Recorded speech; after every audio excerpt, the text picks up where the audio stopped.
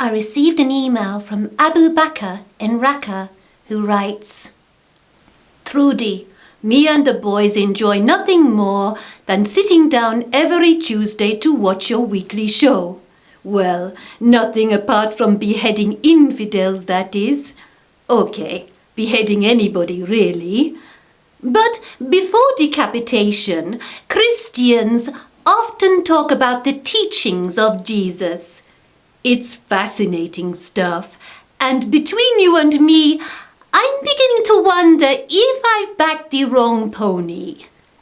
I wonder if you might shed some light on the subject, specifically some Trudy Lite. Well, who says Islamic State doesn't have a sense of humour? Abu Honey, you aren't the only ones who can turn the clock back 2,000 years. I don't want to get bogged down in the science, but I used my rudimentary time travel machine to go back to the Bronze Age to find out a little bit more about this Jesus character of whom you speak. Hi again, boys and girls. Spending 5 minutes with me this week is... Oh, hang on. You probably speak Aramaic or Hebrew, don't you? Or Welsh, for all I know. No, I speak English. Really? How's that? Well, there's a complicated linguistic and philological explanation. Whoa! I don't want to get bogged down in the science. What's science? Well, it turns out there's a rational explanation for everything. Oh, without doubt. That's marvellous. Because that means I must be a sciencist. And there was me beginning to doubt I'd ever amount to anything. Look, we must get on. We've only got 5 minutes, you know. You're not Jesus, are you? Who are you exactly? Me, I'm Thomas. But you do know someone called Jesus. Oh, without a doubt. Jesus Christ. Well, there's no need to be like that about it. No, that's what he calls himself. Pretty high opinion of himself as well, if you ask me. Reckons he's a son of God. And is he? Oh, I doubt it. You doubt it, Thomas? Yes, I'm doubtful. The whole premise seems a bit unlikely. And I'm not at all convinced about his so-called divine powers. What divine powers? Give me an example. Well, all right. Take that business of feeding 5,000 people with 5 loaves and 2 fishes. A miracle, he called it.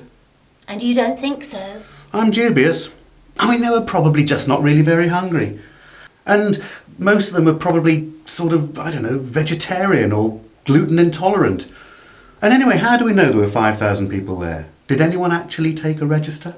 I doubt it. Well, there you have it. And then there's this. Another of his so-called miracles. I worked this one out myself.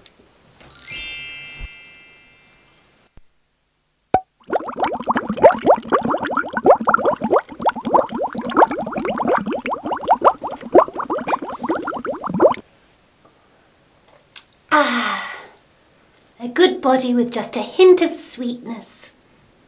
Oh, and the wine's okay too. I should have known. It's a 5 BC vintage.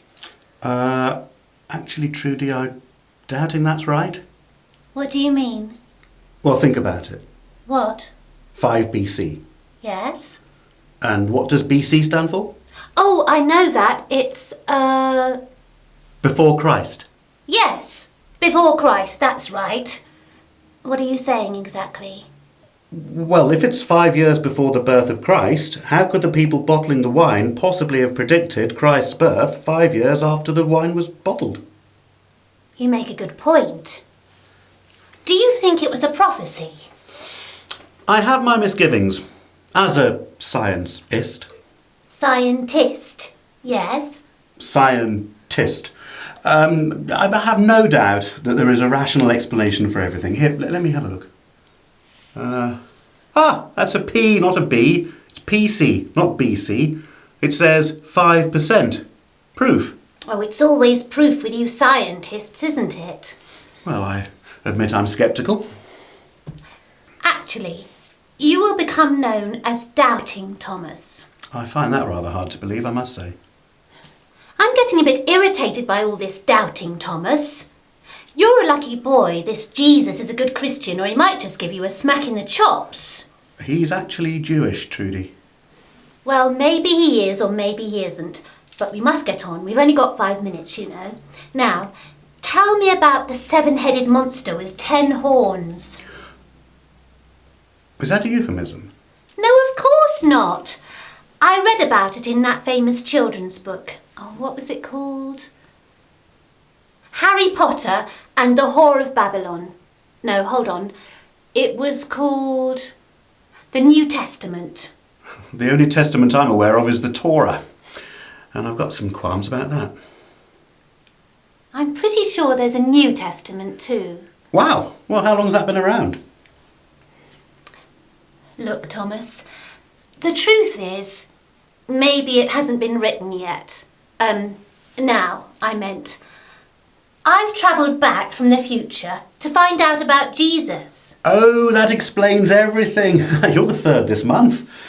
Look, tell me, does this Christianity thing catch on?